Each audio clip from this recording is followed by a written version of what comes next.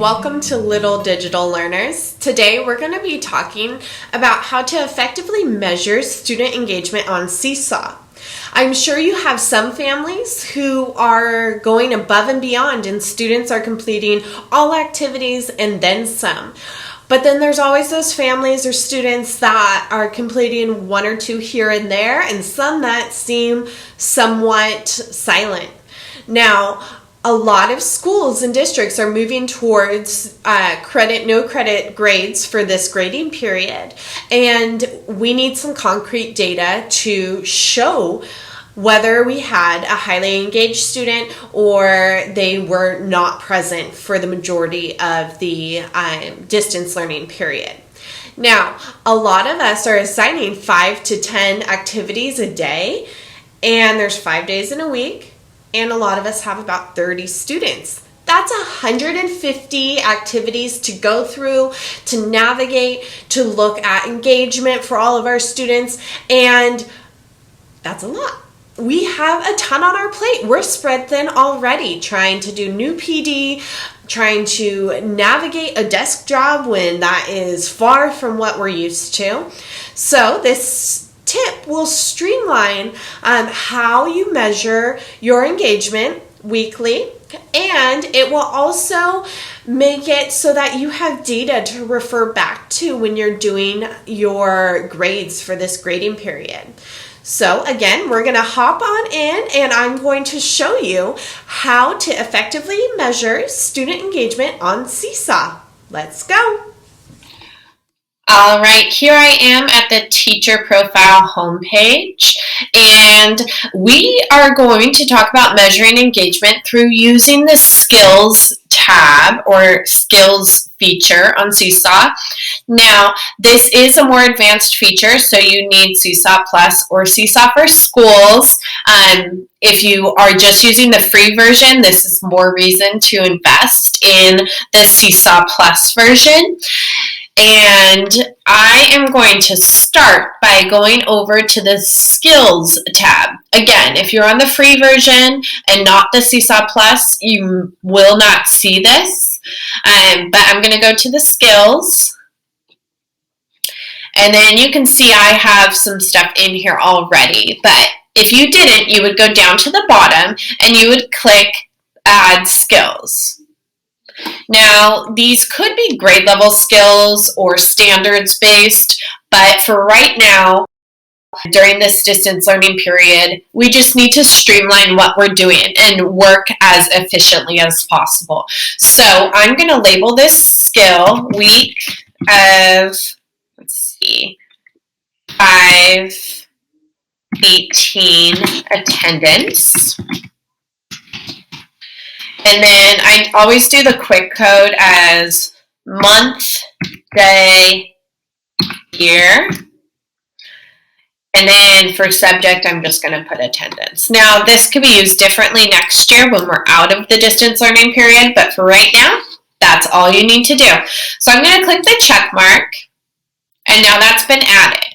I will talk about this area in just a minute, but we're going to go over to the activities.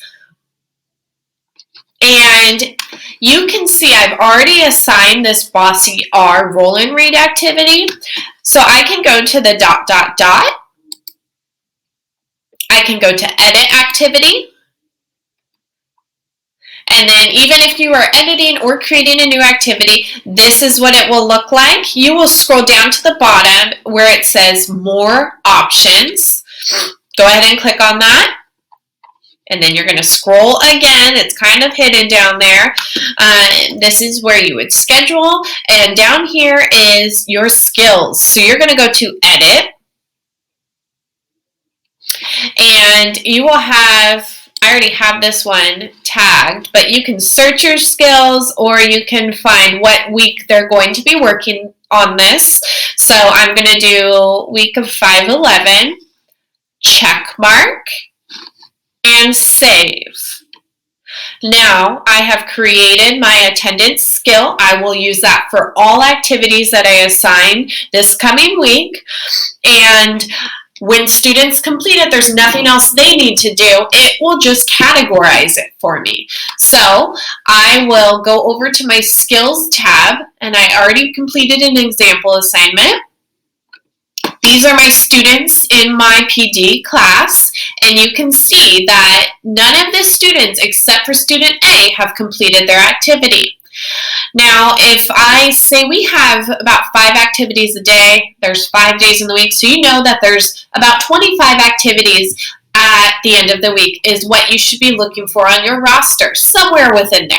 Now, if you have students that are all around 25 and then you have one student that only has 2 activities done, you see it black and white right there without going through everyone's folders, without having to go back and check on the activities tab. It is right there for you. Now, this doesn't necessarily give you the quality of their work, but it still will give you, are they engaged? Did they complete the work when they were supposed to? Or do I need to reach out and try and increase their engagement? So I can click on that, and then you can see filtering by student A, week of 5/11 attendance. So this is going to be all of student A's work that was associated with this week's attendance. I only submitted 1, but you would be able to scroll through. Like I said, if you had 25 activities for the week, this would be student A's response for that week's activities. So you're not scrolling through their whole portfolio to find the activities.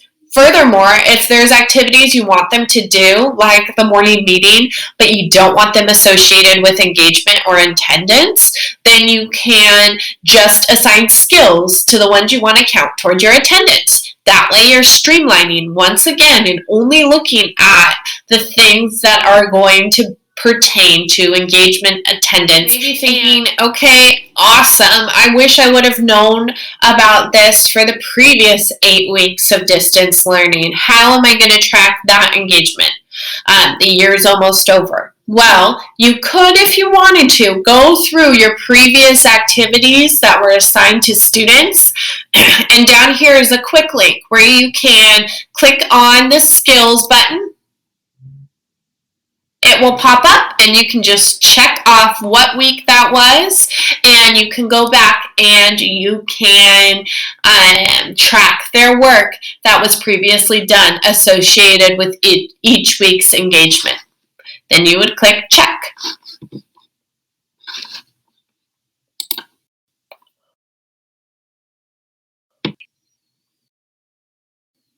So I hope that was helpful, and I look forward to hearing about your success. Thanks for joining me today, and if you found this tutorial helpful, please click the red subscribe button and stay tuned for more educational technology tips and tricks.